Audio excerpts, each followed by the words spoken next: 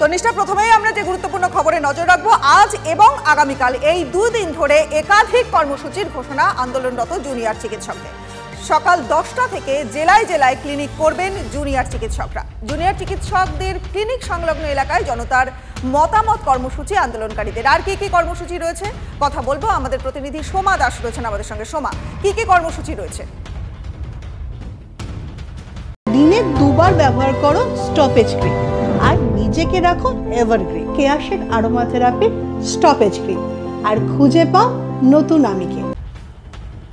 হ্যাঁ দেখো, আমরা জানি যে তিলোত্তমা খুনে এবং ধর্ষণের আজ 1 মাস পূরণ হলো। আর এই 1 মাস পূরণ হওয়ার দিনেই রাজ্য জুড়ে বিভিন্ন প্রতিবাদের আয়োজন করা হয়েছে। একদিকে যেমন জুনিয়র ডাক্তাররা তারা আন্দোলনের ডাক দিয়েছেন, অন্যদিকে 14ই আগস্ট যারা রাতজাগো কর্মসূচির ডাক দিয়েছিলেন তাদের তরফ থেকেও কিন্তু আজকে রাতজাগো কর্মসূচির ডাক দেওয়া হয়েছে। এবং জুনিয়র ডাক্তাররা তারা আজকে বিভিন্ন জায়গায় কলকাতার সেখানে স্বাস্থ্য শিবিরের আয়োজন করেছে। সেই স্বাস্থ্য শিবিরে যেমন রুগীরা আসবে তারা দেখবেন, অন্যদিকে কিন্তু লোক আদালতের ব্যবস্থা করছেন তারা। অর্থাৎ তাদের যে 5 দফা দাবি রয়েছে সেই দাবি নিয়ে মানুষজন কি বলছেন সেটা তারা দেখবেন।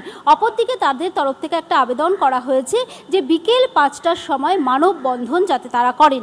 এবং আগামীকালও তাদের কর্মসূচি রয়েছে সকাল 10টা থেকে 10:30। সাধারণ মানুষ যেন রাস্তায় নেমে প্রতিবাদ করেন। এছাড়াও আজ রাতে তারা কিন্তু, অর্থাৎ জুনিয়র ডাক্তার তারাও কিন্তু প্রতিবাদে সামিল হবেন, তারাও কিন্তু রাত জাগবেন। অপরদিকে আমরা দেখেছি যে 14ই আগস্ট যারা রাতজাগো কর্মসূচির ডাক দিয়েছিলেন, প্রচুর মানুষ এই রাতজাগো কর্মসূচিতে অংশগ্রহণ করেছিলেন। তাদের তরফ থেকে সাধারণ মানুষকে তারা আহ্বান জানাচ্ছেন। পাশাপাশি তারা বলছেন যে সমস্ত ব্র্যান্ড আছে, যে সমস্ত গান যারা করেন সেই গানে গানে প্রতিবাদ করা হবে। তাদের যে এই কর্মসূচি, সেই কর্মসূচিতে তারা বলছেন যে শাসকের ঘুম ভাঙানো হবে গানের মাধ্যমে, অর্থাৎ গানের মাধ্যমে প্রতিবাদ হবে। ফলে কিন্তু আজকে আমরা দেখতে পাবো বিভিন্ন জায়গাতে একদিকে যেমন ডাক্তারদের আন্দোলন, অন্যদিকে কিন্তু রাতভর প্রতিবাদের বিভিন্ন রূপ। কেউ একে প্রতিবাদ করবেন, কেউ মৌন মিছিল করে প্রতিবাদ করবেন, কিন্তু সারা রাত সেটা কিন্তু গানের মাধ্যমে প্রতিবাদ করা হবে, এমনই কিন্তু একটি কর্মসূচি নেওয়া হয়েছে। এই মুহূর্তে আমি রয়েছি কুমোরটুলিতে। আমি আমার ক্যামেরা পার্সনকে বলবো তুমি একটু দেখাও করলেন যে গতবারও আমরা দেখেছি, গত রোববারও কিন্তু স্বাস্থ্য শিবিরের আয়োজন করা হয়েছিল এই জুনিয়র ডাক্তারদের তরফ থেকে। আজও কিন্তু সেই স্বাস্থ্য শিবিরের আয়োজন করা হয়েছে।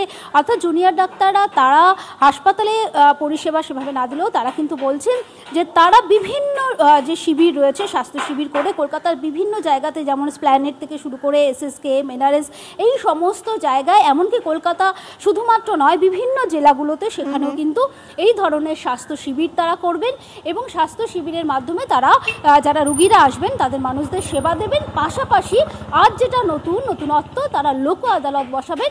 অর্থাৎ তাদের যে 5 দফা দাবি রয়েছে তার মধ্যে জানো যে নিরাপত্তার দাবি রয়েছে, তিলোত্তমা খুনের বিচারের দাবি রয়েছে, দোষীদের শাস্তির দাবি রয়েছে, এই সমস্ত, এবং তারাও যে কর্মবিরতি পালন করছেন সেক্ষেত্রে মানুষের মনোভাব কি, এই সম্পূর্ণ বিষয়টি কিন্তু তারা লোক আদালতের মধ্যে একেবারে সময় নজর থাকবে। প্রতিবাদের তো ছবি আমরা দেখতেই পেলাম, এবং আজও আরো কিছু প্রতিবাদের ছবি নিশ্চয়ই দেখতে পাবো। আপাতত ধন্যবাদ তোমায়। আর পাশাপাশি রাত দখলের অভিযানের যিনি আহ্বায়ক রিমঝিম সিনহা, তিনি কি বলছেন শোনাবো। যে রাতের অন্ধকারে তিলোত্তমা জীবনে অন্ধকার নেমে এসেছিল, সেই 1 মাস ধরে বিনিদ্র রাত জাগরণের পর আমরা আবারও ডাক দিচ্ছি শাসকের ঘুম ভাঙাতে নতুন গানের ভোর। আমাদের প্রিয় চরিত্র গুপিগাইন যেভাবে গান গেয়ে রাজার ঘুম ভাঙিয়েছিলেন, আমরা ঠিক সেইভাবে আমাদের বাংলার যত নতুন গানের ব্যান্ড রয়েছেন, ব্যক্তি শিল্পীরা রয়েছেন, তাদের সবাইকে আহ্বান জানাচ্ছি যে তারা 8 তারিখ রাত্রেবেলায় নিজ নিজ এলাকায় জড়ো হন। আবার রাত্রেবেলায় নতুন গানের ভোরে আমরা এই শাসকের ঘুম ভাঙানোর দিকে এগোই।